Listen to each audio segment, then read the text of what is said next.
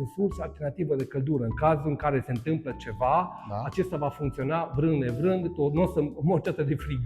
Este cătușit cu șamotă, oțel de calitate superioară. Focarul este cuplat la un coș de fum de inox, doar că partea termoizolată este la nivelul tavanului. Avem un tub de inox de 4 metri care radiază căldură. Aproape aș putea spune că îi dublează puterea calorică a focarului. Pentru că încă ceva sau un amănunt, zic eu, important. În sursă alternativă de căldură. În cazul în care se întâmplă ceva, acesta va funcționa vrând nevrând, nu o să mor de frig.